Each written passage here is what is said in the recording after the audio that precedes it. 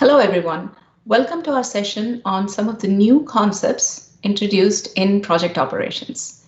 We will start with a quick intro about the presenters today. I am Rupa Mantravadi, and I'm a PM on the R&D team of project operations. And in the first part of this video, I'll put the spotlight around the design of contract setup in project operations that can help obviate the need for project hierarchies for achieving some of the contract and billing related setup.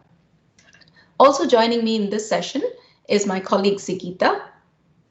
Good day to everyone. My name is Sigita Chapaitinen, and I'm product manager of Eviden Project Operations team. Today, I'm going to talk about financial dimension framework and how this can be leveraged with project operations. Back to you, Rupa. Thank you, Sigita. Project hierarchies are needed in the world of projects for various legitimate reasons. That is to optimize for delivery and operational efficiencies. But more often, we see that project hierarchies are sort of used, overused, and abused to meet requirements around contract and billing needs, contract setup and billing needs. And that's because most of the products that we have in the market for projects do not have the required design to fulfill the full requirement set around contracts and billing. And this leads to oftentimes more expensive and error-prone workarounds using project hierarchies. In this session, we'll put the focus on 7 canonical requirements around contract setup that could lead project-based companies to think of project hierarchies as sort of the workaround. The first requirement. This is something we come across very commonly. And here, the requirement is to have time on a project be billed to the customer based on fixed price, but expenses on that project would be passed through or time and materials based. This is one of the most common needs that we encounter, and the typical workaround for customers is to simply create 2 different sub-projects, one that only holds time and the other that only holds expenses. And then they would bill the customer for each different project. And the problem with this workaround is that you're now putting the onus on the project manager to, in order for them to find the status of where things are at, they need to move between one sub-project and another sub-project. That's an additional overhead on them. The more expensive and error-prone workaround is on the consultant. They will need to remember exactly on which project they need to book their time and on which project they need to book their expenses. That is not something that they think of naturally and intuitively, and anytime you ask a person to do something that doesn't come naturally to them, that leads to errors. So let's see how project operations design can help meet this requirement. Here's a contract that I have used for City Power that has the similar kind of setup that we just spoke about. The contract is for City Power, and the contract has 2 line items. One that has the name Assembly Designs, and the other that has the name Travel Expenses for Assembly Designs. Notice that this contract line, Assembly Design, includes time, and this contract line for expenses that is called Travel Expenses just includes expenses, just as the name describes it. But the important part to notice here is that both lines are mapped to the same project. So what this kind of a structure allows us to do is for the line that includes time, we could associate a fixed price billing method. And for the line that includes expenses, we could associate a time and material billing method. Now, if you open up one of these lines, that is the contract line, you can see that for the line that I'm opening just now, which includes time components and has a fixed price billing method, I'm able to set up a milestone-based invoice schedule. And for the other line on the contract, that is for expenses, I'm able to set up a typical date-based invoice schedule based on the billing method, which is time and material. But the core part is here. If I look at the project as a project manager, it has one large project plan.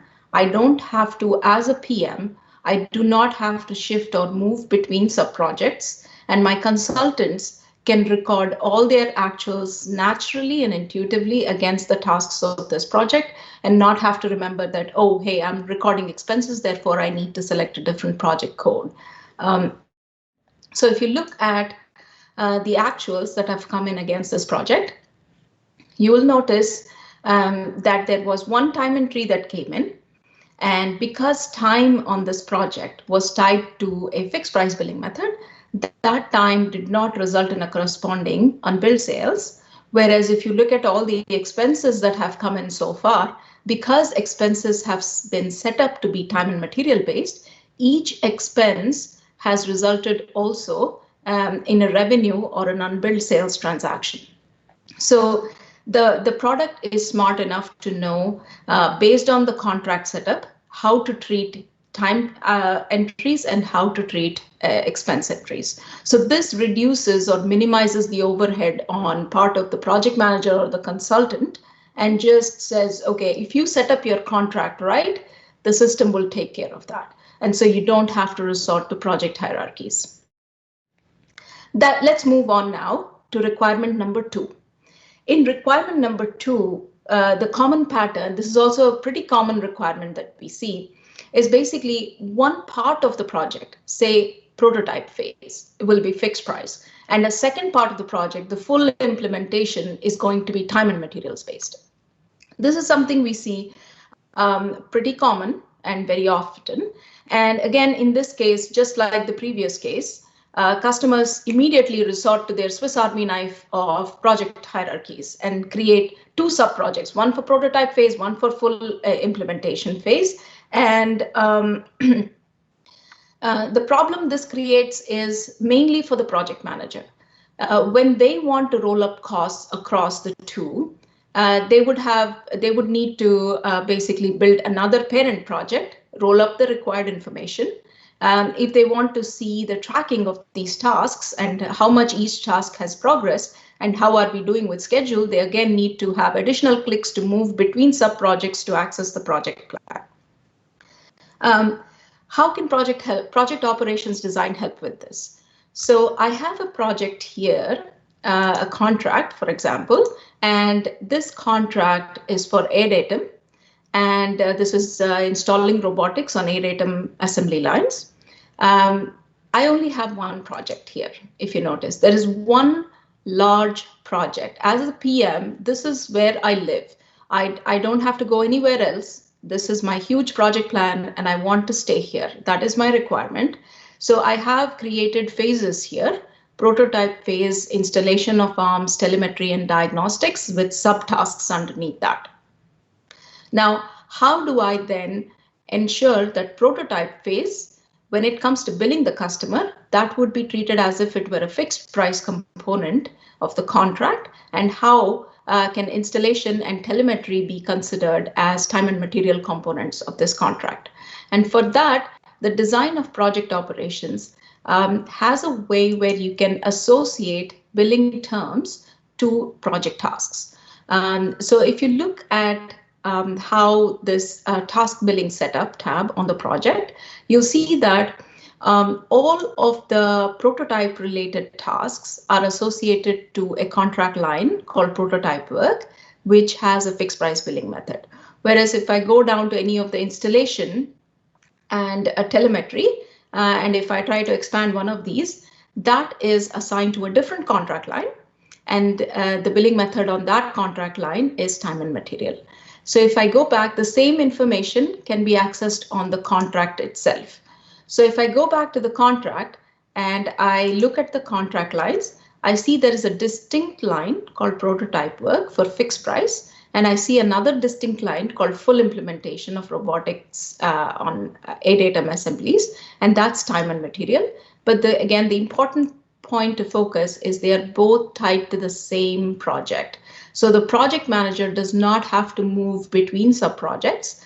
And if I open up one of these lines, I can see I have this tab called chargeable tasks, and that has a list of tasks that are mapped to the prototype work. And because prototype work is fixed price, I have a milestone-based invoice schedule. And if I go back to that full implementation line, I can see that the tasks here are a different set of tasks, and I can have a typical date-based invoice schedule based on time and materials billing method. And let me move back to the contract itself and look at actuals overall.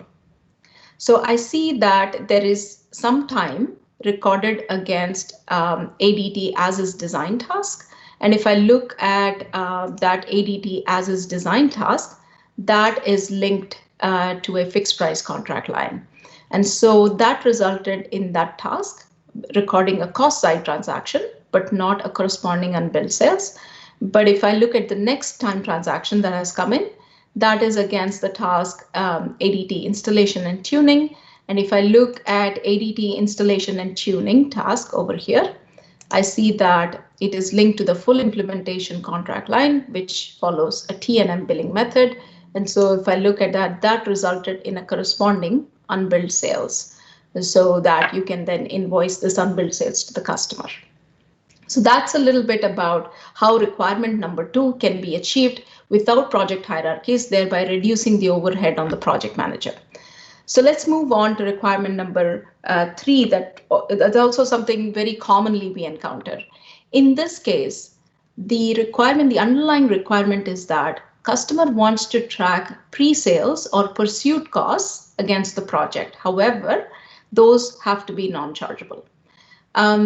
So if that were the case, the project manager, however, wants to manage both the pre-sales tasks as well as the actual delivery tasks in one long project plan.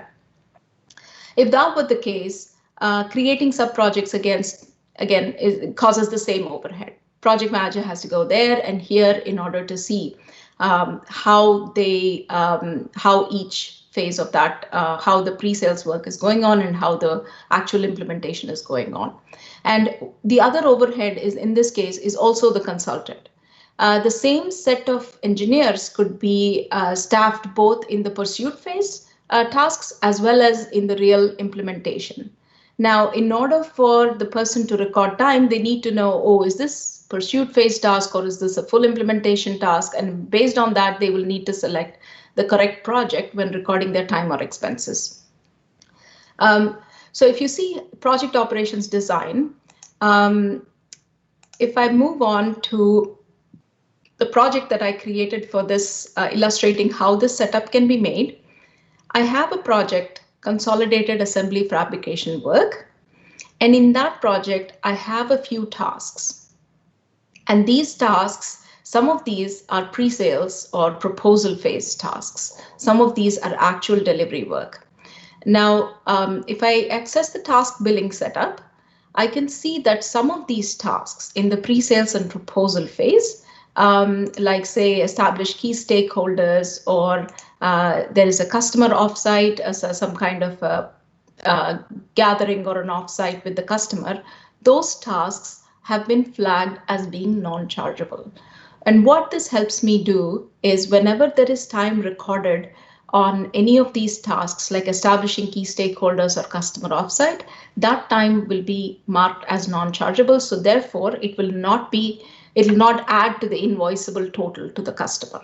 And all other tasks, say the ones related to the actual delivery, those are considered chargeable.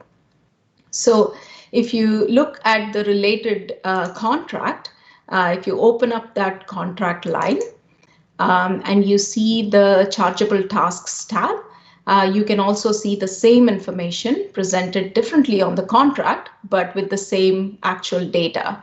The format of presentation is slightly different, but then the data remains the same in that the key stakeholders and customer offsite are tasks that are tagged as being non-chargeable. So any time recorded against these tasks will only result in cost and will not result in any kind of revenue to the customer or to their end customer. So this is a little bit about how this requirement can be achieved without taking that unnecessary overhead of creating one sub-project for pre-sales, another sub-project for delivery. A fourth requirement that we commonly hear is that there are distinctly different teams working on these distinct bodies of work, and one team should not access the other team's work, or vice versa. So in these cases, there is a genuine operational need to create multiple projects. And at that point, you can totally create, and project operations design supports that. So if you look at this particular contract that I have for Blue Yonder, there are two contract lines. Both of them are time and material. There is no difference there. But the key part to note here is that they're tied to two different projects. So if you absolutely need to have different projects, you can totally do so. It's just that you don't want to unnecessarily create projects when you don't need to, because there are, in the first three requirements, we saw that by tying different components, either tasks or specific transaction classes, to contract lines, you'll be able to achieve those on the using same project, thereby reducing the overhead on your project managers and your consulting workforce. So in this case, in requirement number 4, the example is slightly different. The requirement is slightly different. There is a genuine need to create sub-projects or different projects for different bodies of work. And yes, you can do that. You can create different projects and tie them back to the contract lines on the same contract. So if you look at contract performance, that actually brings together the overall contract value, billed amount, and total cost incurred to date across all different projects. So you don't necessarily need another header project. You have your projects and you can summarize at the contract level to see where you're at with cost to date and your billings on that contract. So again, the project is similar. It's just the prototype project and it has its tasks. And similarly, there is a full installation project and it has its tasks. And they come together on the contract as separate line items.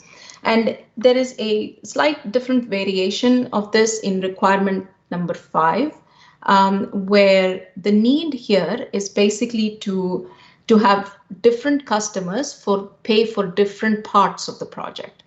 So this is something common that we see sometimes. Customers say, hey, for this particular work, either there is an OEM or an original manufacturer of a certain hardware component that's willing to pitch in for the installation of it at a strategic customer location, or the customer that is paying for your contract may actually have two different legal entities and they would like you to invoice it to two different divisions of their own company. So in this case, it is possible. And the example that I have here is I have a contract for assembly line analysis for AdventureWorks. And I have two contract line items. Notice that the two line items are tied to the same project, line analysis for AdventureWorks. And one of them, the contract line is fixed price, and the other one is time and material. And the line for fixed price includes expenses, and the line for time and material includes time. So this is where time is going based off of time and materials, and expense is going based off of fixed price. Now, if you look at how can we then specify if the requirement is that, hey, expenses will only be paid by AdventureWorks, but time for installation will be shared between AdventureWorks corporate location and AdventureWorks engineering. So our customer needs to send an invoice to two different customers. If they want to bill for expenses, they'll send it for one customer, just to one customer, which is AdventureWorks. But if they are billing time, then they need to be invoicing two different customers. So at the contract line level, so if I open one of these contract lines for time and I look at the customers, you can set up customers at the line level of a contract, which is what I've done here. I have set up that time on this assembly line analysis will be paid by AdventureWorks and AdventureWorks Engineering. So this way, it helps you not have to pass on that overhead to your PMs and consulting workforce, but rather just set up your contract with that richness, where each line item has its own distinct set of customers. And that way you can achieve that billing requirement. Now, moving on to requirement number 6, sometimes a little bit less commonly so, but there are different invoice schedules for different projects. And therefore, the customer goes on to create separate, sub-project hierarchies or separate projects. But if the project, essentially, it has to be one single project, there is no need for you to create sub-project just to meet an invoice schedule. As you can see here, I have an invoice schedule for this this contract line, which is date-based. But then if I go to the other contract line for expenses, I could have a completely different invoice schedule. And like here, for example, I have a completely different paradigm, which is milestone-based. So I have milestones. Whereas if you look at this particular contract, I have contract lines, both are T&M, and both have slightly different invoice schedules. So if I open up this one and look at the invoice schedule here, that is monthly first Monday. But then if I navigate to the next line and look at that is a bi-monthly invoice schedule, not on the first Monday of every month, but slightly different with a different invoice schedule. So given that invoice schedule hang off a contract line, you can totally have any number of invoice schedules and map the right delivery components to it. And by delivery components, we mean projects and tasks. There's a 7th one, which is really a corollary of most of what we have already seen, is, okay, there are different projects, but then I need to roll it all up at a header project level. And in that case, like we saw with the contract for Blue Yonder, there are multiple, if I go back to this contract, we have seen that this contract has more than one line. It has 2 lines. Each line is mapped to its own project, but that shouldn't make you or force you to create some header project, because you already have the contract as that header. And so you can look at the contract performance to get the roll-ups that you need at the contract level. So that, in a nutshell, is what all the reasons why project operations design around contract and billing setup should help you avoid some of these unfortunate or unnatural ways to resolve this using project hierarchies. So there is this is a summary slide where I have tried to list all the different requirements that we have gone through, and how project operations, or which feature or capability in project operations help you meet some of these needs, and help you avoid taking these error-prone and expensive workarounds using project hierarchies. Again, just to reiterate, there are many legitimate reasons to need project hierarchies. I'm only trying to explain to you that your requirements around contract and billing setup should not influence those. Those should be genuine considerations to optimize your workforce efficiency, rather than something forced on you because of a certain billing arrangement with the customer. So with that, I'll hand it over to Sigita for financial dimensions. Thank you, Rupa. So another topic that we are going to discuss today is related to financial dimensions. So we often get questions like, how can I analyze and report on my project business based on geographical location of my project? How can I see my project business profitability based on division within my organization? So almost every customer we work with will have such requirements. And we often see that the set of those financial attributes that customer might want to set up might vary from 1 or 2 on a simpler case to 5 or 6 to a more complicated case, or in some cases it even goes above that. So names of those attributes and rules how those attributes need to be set up are often different, and people in the front office of the organization are often not even familiar with all of these attributes that are required for reporting and don't necessarily know how to provide this detail correctly. So how can we cater to this requirement in project operations? Project operations is tightly integrated with Dynamics 365 Finance and uses some of the framework capabilities built in finance over a number of years, proven and widely used within Dynamics 365 customer base. Financial Dimensions Framework is an example of such use.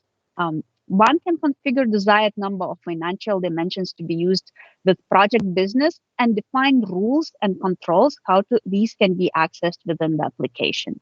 So as an example, I can set a rule where I say that system integration service line can be attributed only to business in United Kingdom, but it cannot be attributed in any other business division because they simply don't run the service line. Once configured, those financial dimensions can be set on customer, further refined on project funding source or on the specific project.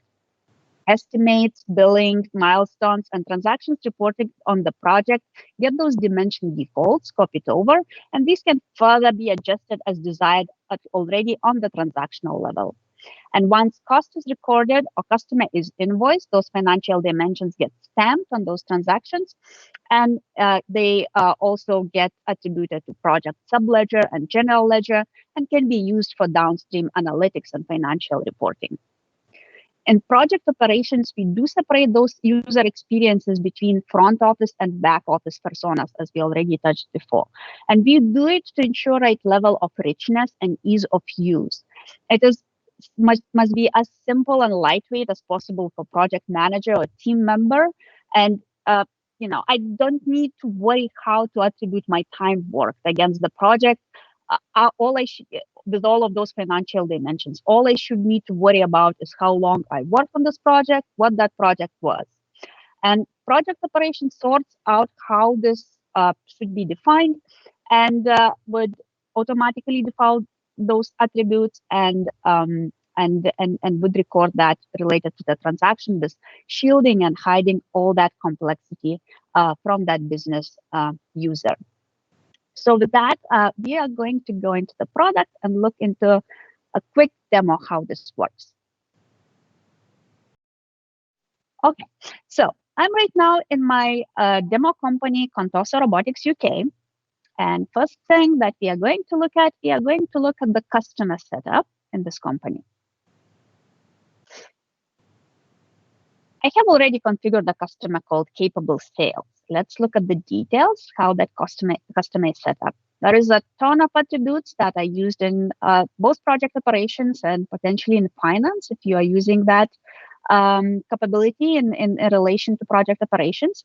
And you can see there is a financial dimensions tab where this company already has a configured set of financial dimensions that company likes to track. And in general, those financial dimensions are business unit, department, project, also configured as financial dimension, and service line. So at the customer level, in this case, all I would like to set is just attribution to the business unit.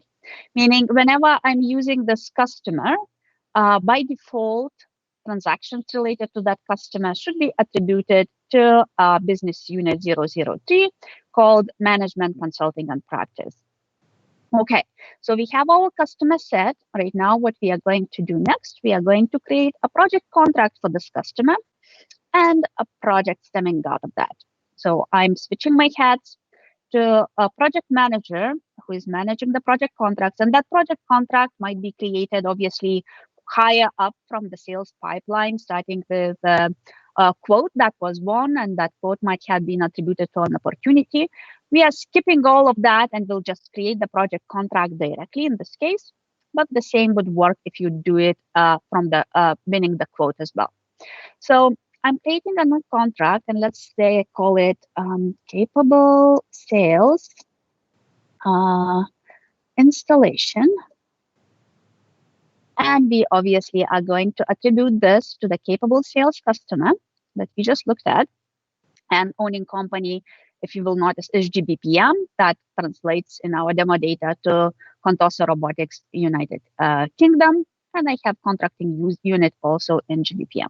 So let me just save this. And sorry, I also need a price list. Thank you for reminding.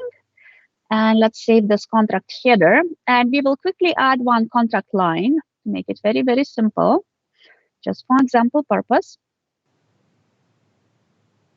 Okay, so we will add a single contract line.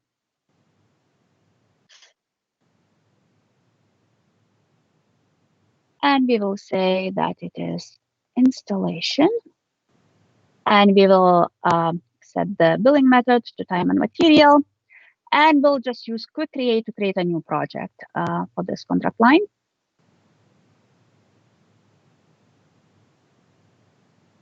Capable service installation. And we'll just save this. I will skip all the planning part. Obviously, all of that can be done, but it's not required for our demo purposes.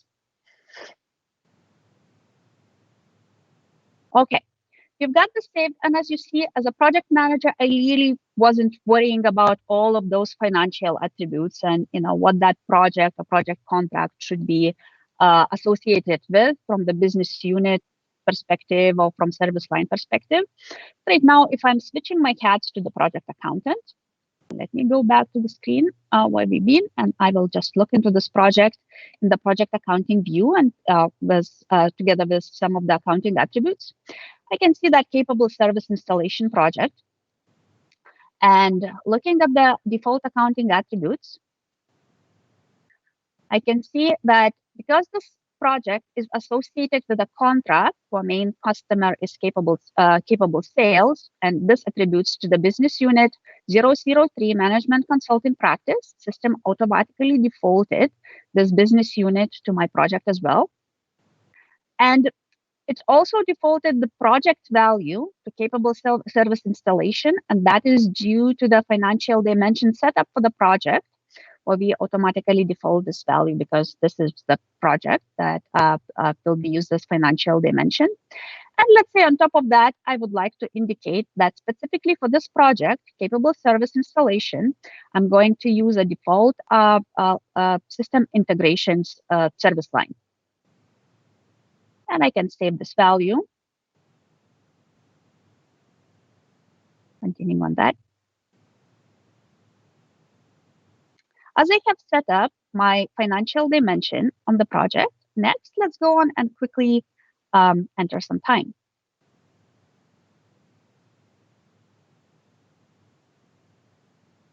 I will create a quick new time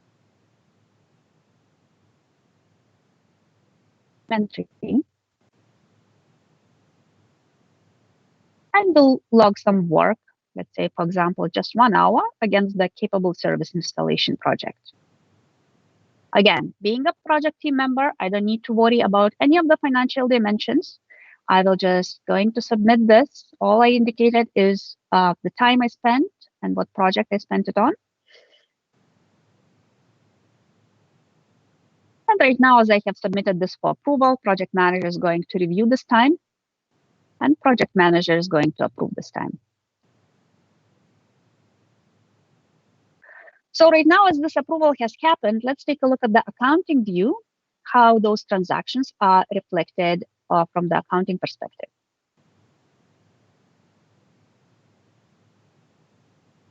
Project accounting view shows all the transactions that have been flowing in through time or expense entry through a journal that we call Project Operations Integration Journal.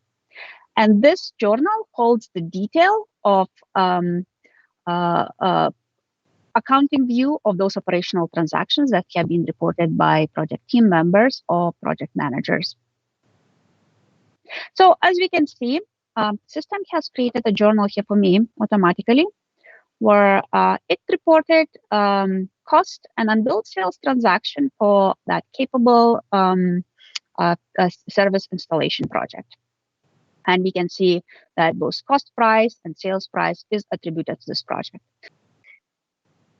Okay, so operational detail of this transaction has been brought in. If I will try to post this transaction right now, it's going to error out saying that I don't have all the sufficient information that is required for this transaction.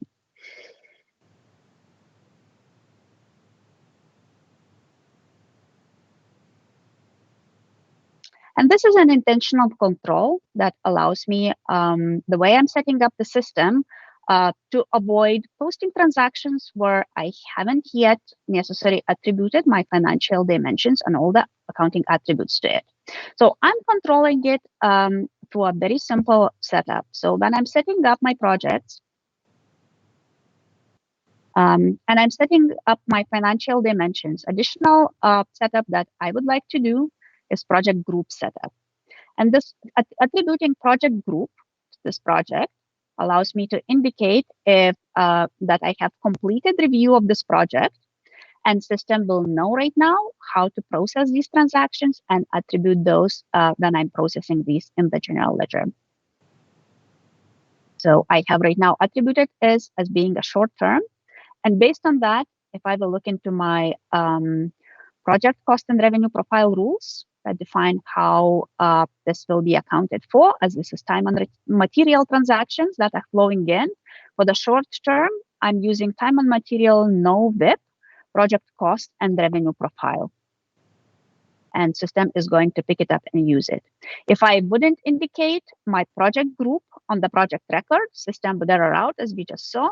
That is an additional control that makes sure that I have reviewed this project and I have attributed all the accounting details, including financial dimensions. So as soon as this information is attributed to the project, if I look at the subledger journal related to the specific time that has been reported, I can see that my project cost and project allocation account did got not only ledger account attributed to it, but it got all the necessary financial dimensions that will flow further down to project subledger and general ledger, and will be available for the financial and reporting and analytics on the project. That concludes all of the content that we had for the session today. Last thing, call to action. Please read our documentation in our doc site and review our help materials that we have available on the web. Join us on our community website, and also please log any new ideas for project operations features at aka.ms/projectsideas website. Also visit us in our other related sessions that we have around project operations in this conference. Thank you, Rupa, for presenting with me. Thank you, Sigita, and thanks everyone. Have a great day.